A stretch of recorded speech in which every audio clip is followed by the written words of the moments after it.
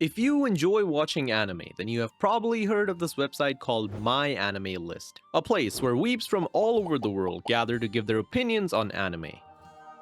Like seriously, people have a lot to say sometimes. But the one thing I always found Mal useful for was finding all my trash anime listed below a certain rating.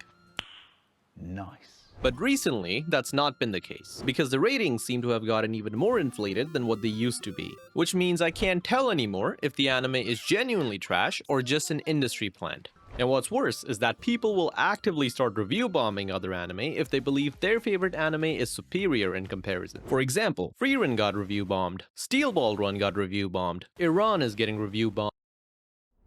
That might be a different kind of bombing. Which is why in this video, I will tell you guys all the rules you need to follow in order to accurately review an anime, so that I can go back to enjoying my trash anime and you can go back to shitting on other people's viewing habits.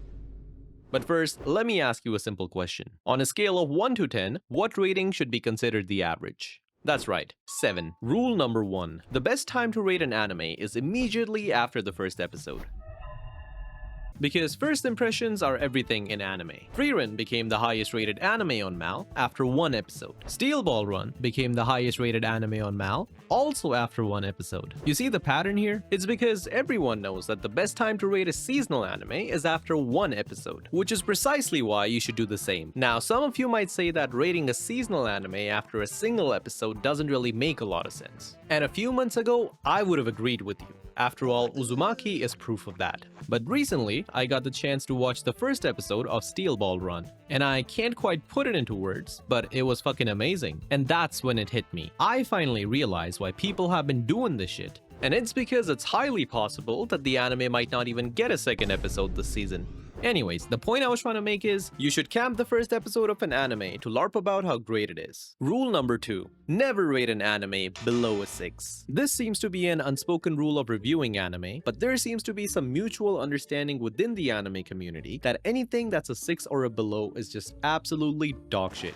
Like, if you want to tell someone that their favorite anime is garbage, you should tell them it was a 6 out of 10. And that's exactly why rating anything below a 6 does not have any significance. Because like, what criteria are you even using at that point to rate an anime a 2 or a 3? Mal says 2 is horrible, 3 is very bad. If I asked you what does horrible mean, chances are you will tell me very bad. So in short, do not bother with the lower half of the scale. It's completely cosmetic. At least I have never bothered with it myself. Now I could just be a dumbass, but there's a reason why the average rating on Mal hovers around a 7 and is climbing each year. Which means A, either we have entered the golden era of anime, or B, no one's using the bottom half of the scale, except a few anime communities, who have at least found a use for the rating 1. So just because Mal gives you the option to rate an anime below a 6 does not mean you should. I mean, clearly no one watching Solo Leveling is doing it. Rule number 3. When rating an anime, only 2 things matter: animation and aura farming. If you have one dude constantly aura farming the entire anime, then it's a great anime. If the anime has amazing animation, but the story no longer makes any sense, then it's also a great anime.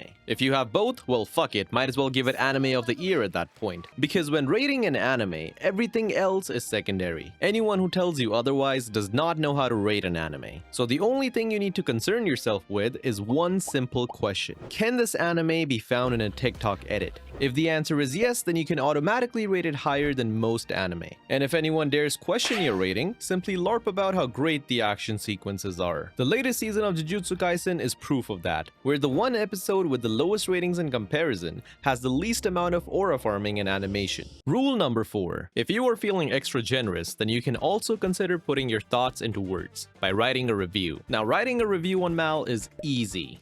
But the only thing that you need to be careful about is that Mal won't let you write a review if you haven't watched at least 3 episodes of the anime. But that's totally fine, because you can simply set the total amount of episodes to whatever the fuck you want. Like this dude right here. This dude has watched 3 episodes of Steel Ball Run while writing their review. There is only 1 episode out right now. Anyways, when writing a review, just keep it short and to the point. People be out here writing essays. Instead, if you think it's great, just call it peak and spam it so that Mal doesn't flag it for being too short. If you think it's bad, just just call it mid and compare it to your favorite anime, even if the two share absolutely nothing in common. Throw in fancy words like world building, character development, and pacing, because everyone seems to have their own interpretation of it anyways. Basically, if you can somehow say a lot without actually saying anything meaningful, then it's already an above average review. 6 out of 10. But the most important rule of all, no one cares about your anime ratings. So neither should you. Because at the end of the day, everyone has anime they enjoy and anime they don't. So it's kind of pointless to get pressed about what's at the top of the MAL rating anyways. So as long as you enjoy the medium itself, you can rate anime the way you want. So yeah,